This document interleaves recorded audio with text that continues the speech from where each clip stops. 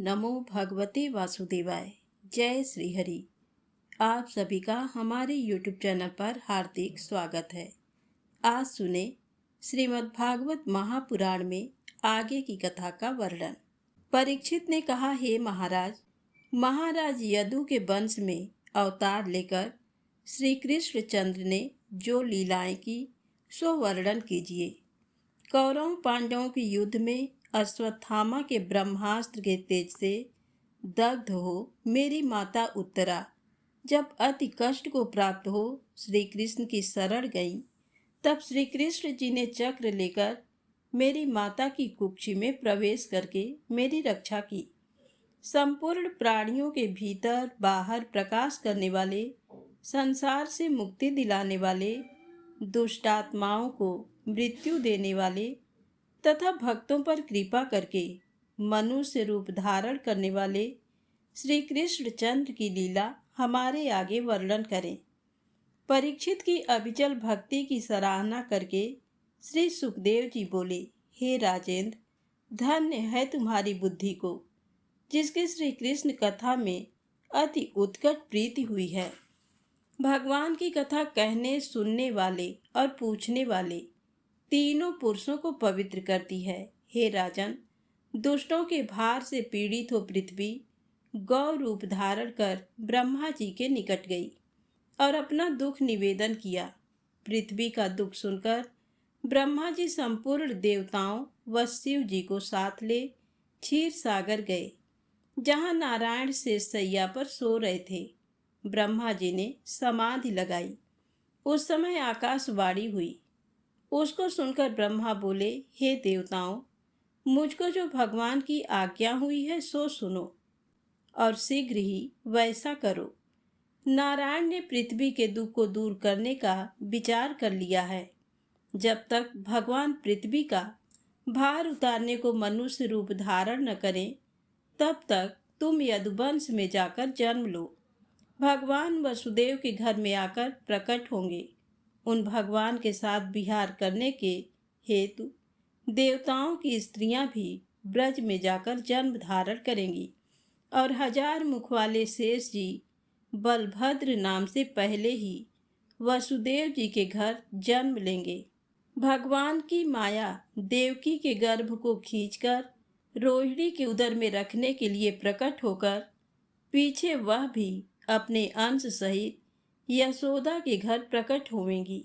राजन, ब्रह्मा जी देवताओं और पृथ्वी को समझा बुझा अपने सत्य लोक चले गए। यादवों के राजा सूरसेन ने मथुरापुरी में बसकर मथुरा और सूरसेन देशों का राज्य किया। मथुरापुरी में सूरसेन के पुत्र वसुदेव जी विवाह करके देवकी को साथ ले अपने घर जाने को रथ पर बैठे। उग्रसेन का पुत्र कंस अपनी बहन देवकी का रथ हाँकने के लिए बैठ गया। जिस समय मथुरा से बाहर कुछ दूर बारात निकली, उस समय आकाशवाणी हुई, अरे मूर्ख कंस, जिसको तू पहुंचाने जाता है, इसी के 8वें गर्भ से उत्पन्न हुआ बालक तुझको मारेगा।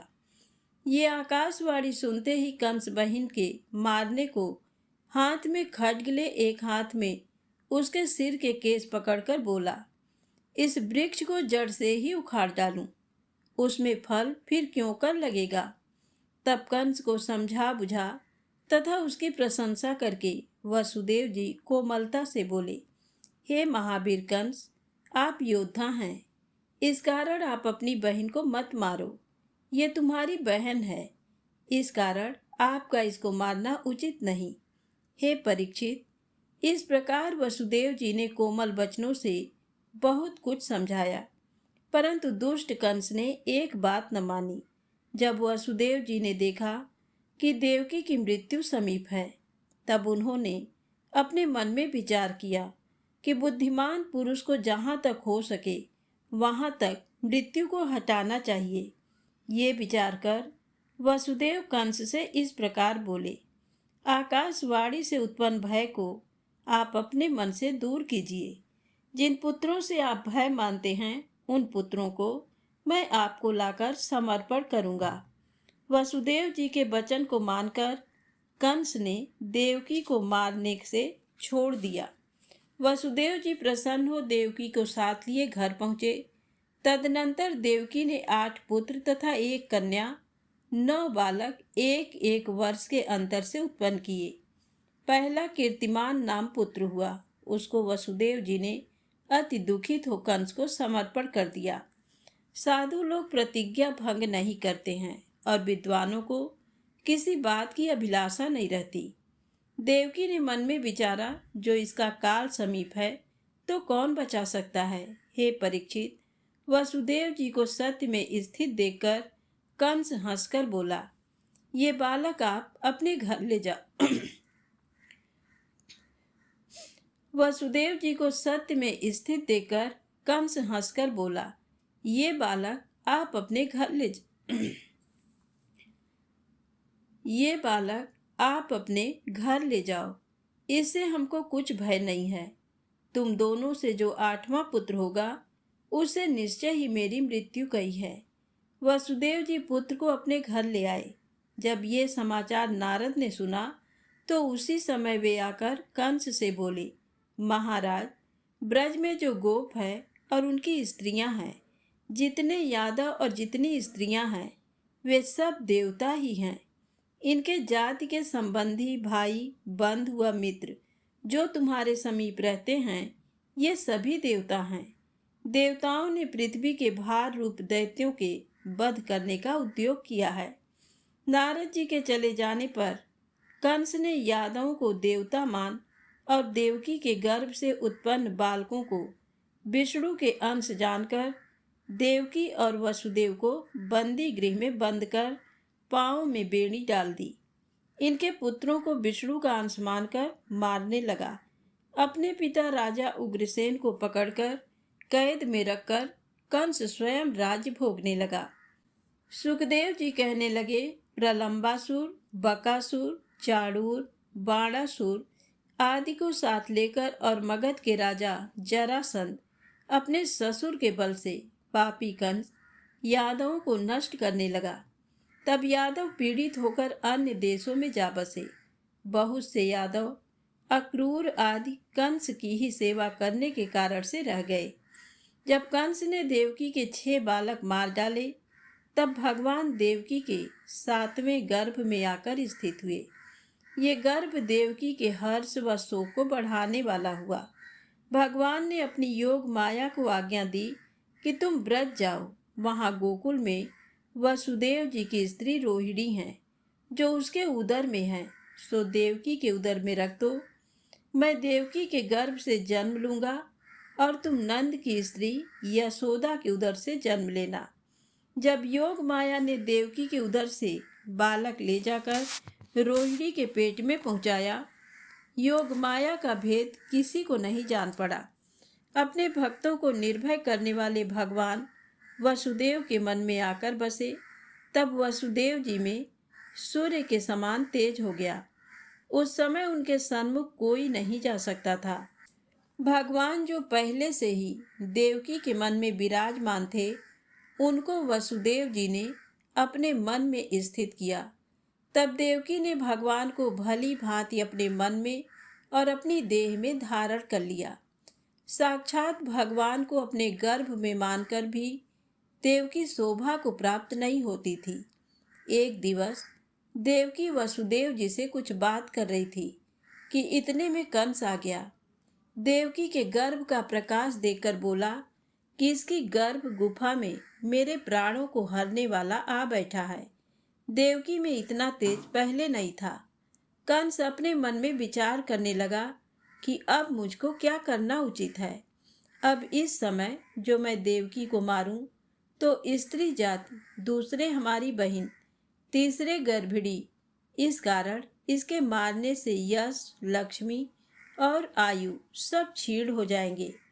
वह कंस इस प्रकार घोरतम पाप से आप ही हट गया और गर्भ से बालक के उत्पन्न होने की बाट देखने लगा। बैठते, उठते, सोते, जागते, खाते, पीते, पृथ्वी पर विचरते, भगवान ही का ध्यान करता हुआ सब जगत को कृष्ण रूप देखता था। देवकी के समीप ब्रह्मा, शिव नारद आदि मुनीश्वरों व देवताओं के साथ आकर मधुर वचनों से गर्भ में स्थित भगवान की स्तुति करने लगे। हे कृष्ण, ये ब्रह्मांड एक आदि वृक्ष है जो आपकी माया से उत्पन्न होकर आप ही के आश्रय में रहता है। उस वृक्ष में सुख दुख दो फल हैं। सत्य रज तम उसकी जड़ हैं। धर्म अर्थ काम मोक्ष चार रस हैं। नेत्र मुख नासिका कर्ण उपस्थ पांच उसमें अंकुर हैं जिनसे ज्ञान होता है। ऐसे जगत की उत्पत्ति पालन और संहार करने वाले आप ही हो। तुम्हारी माया से मोहित होकर अज्ञानी लोग संसार को अपने से पृथक मानते हैं और आपको ब्रह्मा शिव आदि भेद से देखते हैं, परंतु ज्ञानी आपका एक ही रूप मानते हैं। ब्रह्मा होकर इस संसार को रचते हो, विष्णु होकर पालते हो, शिव होकर संहार करते हो, पापियों को दंड देने के हेतु अनेक स्वरूप धारण करके दंड देते हो। आपके चरण कमल से भूमि का सब भार एक ही बार में उतर जाएगा। आप अजन्मा हो, फिर आपका जन्म होना कैसे संभव है? सर्वरूप सर्वात्मा हो, इस कारण परिच्छेद रहित हो। अंतर्यामी स्वरूप से जगत में प्रवेश होना संभव नहीं, फिर गर्भ से प्रवेश होना कैसे घटित हो सकता है? हे विभो, विश्व की रक्षा करने की अभिलाषा से आप हमारे घर में प्रकट हुए हो।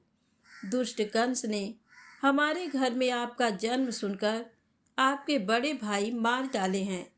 उसके सेवक जब आपका अवतार होना सुनेंगे तो वह सुनते ही हाथ में शस्त्र लेकर दौड़ता हुआ यहाँ आ पहुँचेगा।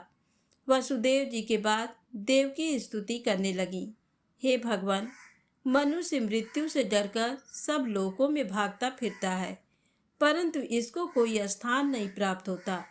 जब भाग्योदय से आपके चरणों की शरण में आता है तब सुख पूर्वक सोता है और उसकी मृत्यु उससे दूर भाग जाती है, तब वह मोक्ष को प्राप्त होता है। आप भक्तों के दुख दूर करने वाले हो, इस कारण इस कंस से मेरी रक्षा करो।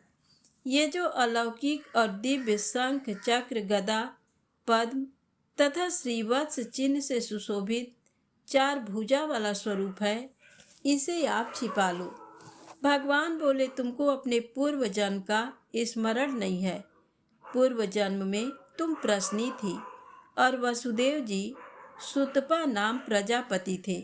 जब ब्रह्मा जी ने तुम दोनों को प्रजा रचने की आज्ञा दी तो इंद्रियों को रोककर आपने परम तप किया। मुझसे वरदान पाने की इच्छा से आप दोनों ने मेरी आराधना की। मैं तुम पर बहुत प्रसन्न हुआ और तुम्हारी मनोकामना पूर्ण करने की इच्छा से मैं प्रकट होकर तुमसे कहने लगा, वर मांगो। तब तुमने वरदान मांगा कि तुम्हारे समान स्वरूपवान पुत्र हमारे हों। आपने विषय भोग नहीं भोगे थे और तुम्हारे संतान भी नहीं थी, इस कारण तुमने मुक्ति नहीं मांगी। तुम वर पाकर अपने विषयों को भोगने लगे। मैं तुम्हारा पुत्र हुआ। फिर अदिति रूप तुम्हारे और कश्यप जी के यहाँ उपेंद्र नाम से तुम्हारा पुत्र हुआ। 52 अंगुल का शरीर होने के कारण हमारा नाम 52 अवतार प्रसिद्ध था। अब तीसरी बार मैंने तुम्हारे घर में अवतार धारण किया है। हे माता, पूर्व जन्म का स्मरण कराने के हेतु हमने तुमको ये स्वरूप दिखलाया है।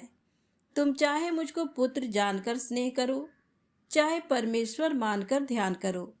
जिस प्रकार स्नेह करोगे उसी प्रकार की भावना से मोक्ष को प्राप्त होगे। भगवान देवकी को समझाकर मौन हो गए और माता पिता के देखते देखते शीघ्र ही साधारण बालक हो गए। तदनंतर वसुदेव जी ने उस बालक को प्रसूति का घर से उठाकर जिस समय बाहर जाने की इच्छा की, उसी समय यशोदा जी ने योग माया को उत्पन्न किया। उस योग माया ने ऐसी माया फैलाई कि उसके प्रभाव से सबकी सुधि बुद्धि जाती रही। द्वारपाल तथा पूर्वासी सब सो गए। हाथ पांव की हथकड़ी बेड़ी खुल गई। जब कृष्ण को लेकर वसुदेव जी चले, द्वार अपने आप खुल गए। यमुना जी चढ़ रही थी। चारों ओर जल ही जल दिख पड़ता था। वसुदेव जी अपने मन में बहुत घबराने लगे। फिर जैसे रामचंद्र जी को समुद्र ने मार्ग दिखलाया, उसी प्रकार यमुना जी ने वसुदेव को मार्ग दिया। वसुदेव ब्रज में नंद के घर पहुँचे। वहाँ अपने पुत्र को यशोदा जी की सैया पर लिटाकर उनकी पुत्री को लेकर लौटे। वसुदेव जी ने ये कन्या देवकी की सैया पर सुला दी और हथकड़ी बेड़ी पहले की तरह पहनकर बैठ गए। यशोदा ने माया के हट जाने पर जाना कि मेरे बालक उत्पन्न हुआ है। योग माया ने पहले से ही निद्रा के वशीभूत कर दिया था, जिससे यह सुध नहीं रही कि पुत्र हुआ अथवा कन्या उत्पन्न हुई। श्री सुखदेव जी कहने लगे, हे राजन, तब द्वार पहले की तरह बंद हो गए। बालक के रोने की ध्वनि सुनकर रखवाले चौंके और कंस के समीप दौड़े गए और देवकी के गर्भ से बालक उत्पन्न होने का समाचार सुनाया। बालक होने का समाचार सुनते ही कंस घबराकर उठा और हाथ में खड्ग लिए गिरता पड़ता प्रसूतिका गृह में देवकी के समीप पहुंचा। उसने कन्या को देवकी से छीनना चाहा। तब देवकी करुणापूर्ण वचन बोली, हे भैया, ये कन्या तुम्हारी भांजी है और ये मेरी पेट की पोंछनी है। इसे मत मारो। मेरे 6 बालक तुमने मार डाले हैं। उनका ही दुख मुझे बहुत सता रहा है। याचना करने पर भी दुष्ट कंस ने झपट कर देवकी के हाथ से कन्या को छीन लिया। अपना स्वार्थ सिद्ध करने के लिए नवजात कन्या के दोनों चरण पकड़कर ज्यों ही कंस ने चाहा कि पत्थर की शिला पर दे पटके, त्यों ही वह कन्या उसके हाथ से छूटकर आकाश में अपना स्वरूप दिखाकर बोली, रे अधम, मुझको पटकने से तुझे क्या फल मिला? तेरा बैरी तो कहीं और जन्म ले चुका है, वह अवश्य तुझको मारेगा। ये कहकर योग माया अंतर ध्यान हो गई। तब कंस विस्मित हुआ और देवकी व वसुदेव के समीपा हथकड़ी बेड़ी छुड़ाकर कहने लगा, हे देवकी, वसुदेव जी, मैंने बड़ा पाप किया और तुम्हारे अनेक पुत्रों को मार डाला। देवता भी झूठे हैं। आकाशवाणी ने कहा था कि देवकी के 8वें गर्भ से पुत्र होगा, सो कन्या हुई। ऐसी असत्य आकाशवाणी का विश्वास करके मैंने अपनी बहन के पुत्र मारे। हे महाभागियों, कर्म का लिखा कोई मेट नहीं सकता। मैंने जो तुम्हारे पुत्रों को मारा है, उनका सोच न करो। ये जगत दयाधीन होकर अपने प्रारब्ध कर्म को भोग रहा है। साधुजन दीनों पर दया करते हैं। इससे तुम मेरे अपराध को क्षमा करो। ये कहकर नेत्रों में आंसू भरकर कंस देवकी और वसुदेव के चरणों में गिर पड़ा।